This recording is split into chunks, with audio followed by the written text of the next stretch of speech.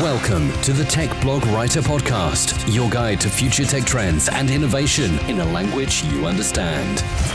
Now, over to your host, Neil Hughes. Greetings and salutations, and welcome back to another episode of the Tech Blog Writer Podcast. I think most people listening today would agree that the college in the US, or indeed anywhere in the world today, is incredibly expensive. And one of the biggest expenses is the cost of textbooks. And with the rise of smartphones and other devices in the classroom, students aren't even learning as efficiently or as comprehensively as they could or should from those textbooks. Mike Silagadze, the co-founder and CEO of EdTech company Top Hat, is seeing his team address the costly pain points of higher education by creating software that turns these smartphones into a solution rather than a distraction. And it's a great story, and I don't want to ruin it in the intro, so buckle up, hold on tight, because I'm going to beam your ears all the way to Toronto, Canada, so we can speak with Mike Silagadze, the co-founder and CEO of Top Hat. So a massive warm welcome to the show, Mike. Can you tell the listeners a little about who you are and what you do? My name is Mike Silagadze. I'm the founder and CEO of Top Hat, which is an education technology company that's trying to disrupt the textbook publishing industry. Now, I'm a sucker for a tech disruption story, and I recently read how Top Hat launched the first ever digital content marketplace for higher education. And the tagline really captured my attention, which was Etsy for professors. Now, I believe that your mission at Top Hat, or your aim, is to decentralize the antiquated textbook industry, much like Airbnb or Uber did for their industries. But for anyone listening that's completely new to what you do, can you offer an overview of exactly what Top Hat is and how you're moving away from that old way of doing things in education? For sure. So in the higher education space, the professor has been, serviced by the textbook publishers for the last, century or more. And the publishers provide a lot more than just a textbook to the professor. So they provide the book, they provide test banks, homework systems, PowerPoint slides that they might use in class. They'll give them training and support. So really the whole range of services and tools that the professor uses in their course has been provided by the textbook publishers. Now, the issue is that over the last, let's call it 25 years, the prices for these various tools that the publishers provide have skyrocketed. They've gone up 3 times faster than tuition. They've increased in price by about 1,000% over the last 20 years or so, which is just absolutely outrageous. So it's not unusual for a student to pay $300, $400 for an introductory course textbook. And not only that, but the publishers are not technology companies. And so what they've done over the years is they've acquired various tech companies. So they'll buy a company that does some sort of online homework thing. They'll buy another company that does testing and so on. And they've done a really poor job of integrating these different solutions because they're not technology companies. So as soon as they buy a company, the product basically goes into service, service mode. And the result is the students, might get 3 different things that they use with different logins that don't talk to each other, don't integrate into the learning management system that the school is using. So it's a really terrible situation, and everyone is frustrated. It's reached, frankly, a boiling point where there's a whole movement around open source content. So that's the context that we're kind of living in. Is a lot of frustration around all these different tools that the publishers provide. What Top Hat provides is an end-to-end teaching platform that includes all of these different tools. So specifically, the Top Hat platform gives the professor their online interactive textbook, their online homework system, their in-class engagement tool, and a way for professors to collaborate on developing content, all in one mobile-first, beautifully integrated product experience at a fraction of the cost. And to your question about how we're disrupting the centralized process the publishers had for creating content, the marketplace that's incorporated as part of the Top Hat platform allows professors to work together to develop content that replaces traditional textbook resources. And because it's a marketplace model, most of the revenue ends up going back to the professor rather than going to some middleman like the publishers. So it's a fundamental change in the way educational content is created, where previously you'd have publishers run these multi-million-dollar long projects to create textbooks. Now, through the Top Hat marketplace, professors are empowered with the tools to create this amazing content by collaborating with each other and delivering it directly to their students and other professors. Now, speaking of this first ever digital content marketplace for higher education that you're speaking about there, could I ask you to expand on that a little bit more, just to help the listeners visualise exactly what it does and how much of a big deal it is? Yeah, it's pretty exciting. So a professor, basically, whenever they look in the marketplace, they can adopt various resources that are in the marketplace. So, for example, they can adopt an open source textbook that's free of charge for their students. They can then edit it inside of the Top Hat platform and customize it for their needs. Or they can collaborate on creating a new piece of content for their own course. So, a group of professors, for example, on Top Hat got together and authored a really awesome organic chemistry text. So between the 10 people that were involved, they created this really amazing resource. They put it on the marketplace, and now that text is being used by tens of thousands of students all over the world. So that's the power of the marketplace. We've got now I believe we're up to around 600 textbooks that have been created over the last year and a half or so on the marketplace, which is pretty powerful. I mean, that's an incredible rate of content creation, which is exciting to see once we've sort of empowered professors with these tools. Absolutely. It sounds like an incredibly exciting time for you guys at the moment. I mean, am I also right in saying that Top Hat are a higher education startup that's already used in 75% of North American colleges and universities? I mean, that's a fantastic achievement on its own. Can you tell me about that journey to getting established, firmly established in this area? That's correct. Yeah, we've got users at pretty much all the large universities now in North America. And it's been, it's education is one of the more challenging industries that one can go into, just because, not because it's difficult to build products for education. I think there have been tons of really great products that have been created, but the challenge is more around the go-to-market. How do you actually get people to use your products? And so we've had to figure that out, the hard way over the last 5 years or so. And the way we've done that is, we've got, marketing and sales and all kinds of teams that reach out to professors and bring them in to look at our product. And then those professors independently make that decision to adopt the product, the textbook materials, the interactive learning platform in their courses. And then once we get enough adoption at a university, then we'll escalate it to the whole institution to try and get them roll it out campus wide. And so we've been kind of following that formula for a while now. Now, anyone listening that's got children in higher education or actually attending higher education will know how expensive textbooks and those course materials are now for them. I mean, but I can't help but feel that in a digital world, the textbook industry is also indeed appearing quite antiquated.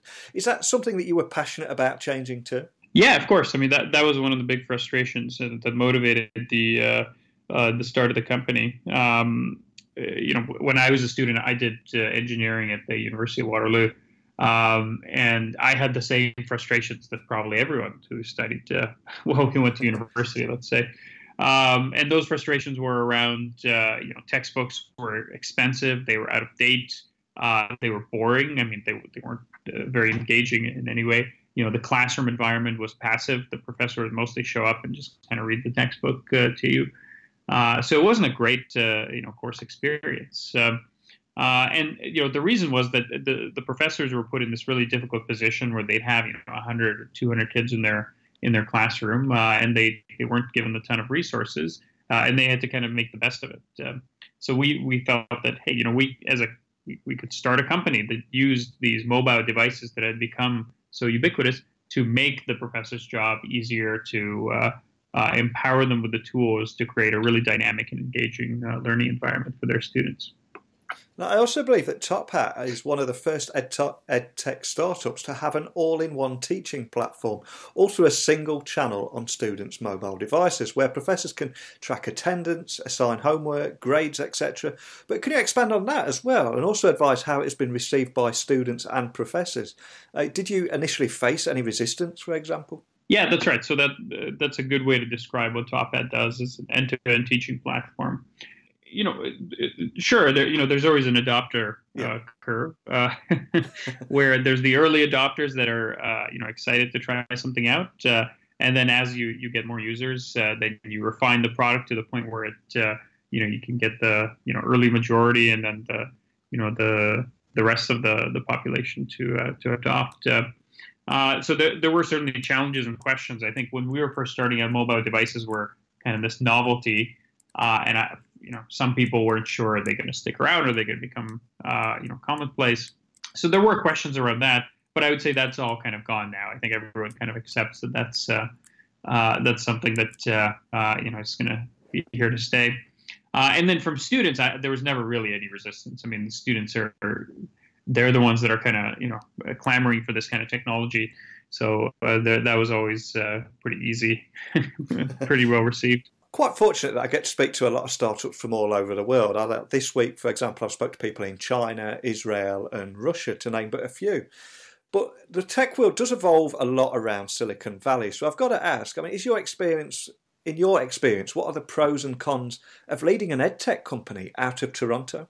So there's lots of advantages and lots of disadvantages. I would say the biggest challenge, frankly, is just being in EdTech. Education technology is probably one of the hardest markets that one can go into. There was a bit of an EdTech spring, let's say, over the last 5 years. Actually, it's funny, when we were first starting, education was this market that nobody wanted to invest in. And then over a period of a couple of years, suddenly there was a lot of excitement about education technology, and that there was a ton of investment. And then, frankly, most of it didn't work out. There were thousands of education technology companies that were founded. Vast majority fizzled out. I mean, arguably, in terms of scale, by revenue, by people, by reach, Top Hat is probably one of the top 5 EdTech companies out there. So it's a tough market. It's a really difficult space. So I would say that's actually much more difficult than whether we were based in Toronto or Silicon Valley. But the challenges of being in Toronto are probably no different than the challenges of being in the UK or anywhere else outside of the core market. Specifically, access to capital is difficult. Access to executive talent, people that have scaled companies, from 0 to 100 million or beyond. Is challenging. And then the advantages are it's cheaper, for one thing. Our Canadian dollar is not as high as the US dollar, so we've been much more capital efficient as a result of that. And then the other advantage is there's a bit less of a frantic war for talent, as compared to Silicon Valley. So we're able to retain folks a little bit better. So, there's pros and cons. Now, I also love how you're bringing digital experiences into teaching. And I think it's great that technology is helping education move away from that one-size-fits-all approach that's plagued the industry for so long. But I recently read how you want to try and leverage the highly predictive data that you're identifying from students too.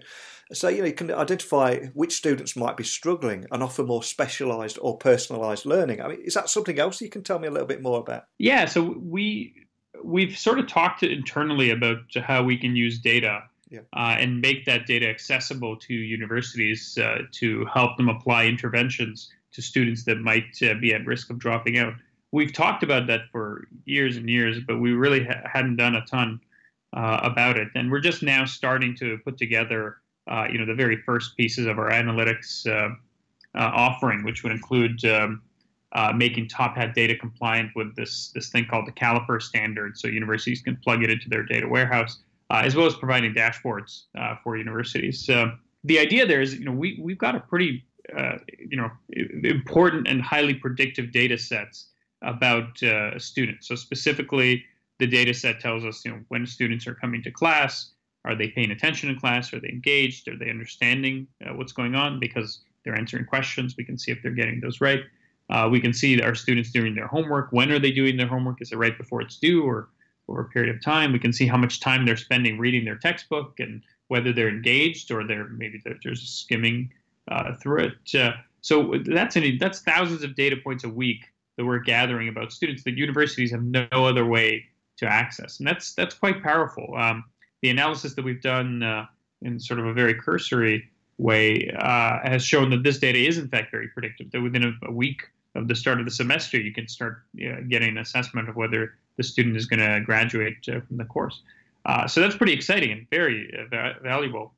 We just need to figure out how to make this data useful to universities and allow them to leverage it. So what else is next for Top Hat? I mean, do you have any other plans to expand beyond the US, for example? Yeah, so we've actually just opened up an Australia office, and we've got customers now in the UK, in Australia, in Turkey, in Iraq, and a few kind of random places around the world. So it's pretty exciting. Yeah, the Australia office is going to be our launch pad into international. We're going to start with the English-speaking world, and then go beyond that. But there seems to be a lot of demand for the product abroad, which is really exciting. Fantastic. Well, as we have listeners in 155 countries to this show, there's probably a lot of people listening wanting to know more about you and what you do. So can you remind anyone listening of your website details and also any contact details so they can contact a member of your team if they want any more information? Sure. So the website is just tophat.com, tophat.com.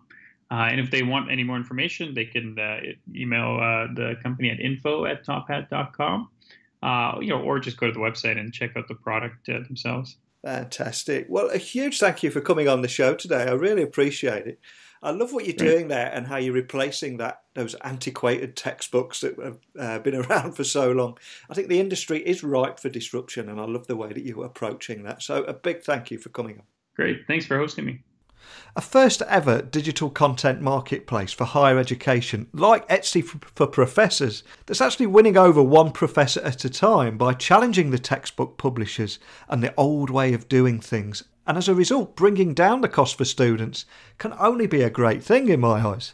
I also love how for years the smartphone has been demonised and seen as a distraction in classrooms. But tech and software is now turning those smartphones into a solution rather than a distraction. And I often think that when we see people staring down at a phone screen, it's easy to get incredibly judgmental, but people are often just creating and sharing. But to create a platform that does that and helps with collaboration through interactive and a completely digital course material is a big step forward in the name of progress. But what are your thoughts? I mean, do you work in education or are you a student? I want to hear if there are any contrasting views out there or if we're all on the same page. As always, I'd love to hear your valuable insights. So please email me at techblogwriter@outlook.com or tweet me at Neil C. Hughes. Now I have my microphone back. I'm recording 6 shows back to back today. So prepare your podcast feeds to be bombarded with tech greatness and inspirational startup stories from all around the world. But more than anything, a big thank you for listening and for staying with the show. And until next time, don't be a stranger. Thanks for listening to the Tech Blog Writer Podcast. Until next time, remember, technology is best when it brings people together.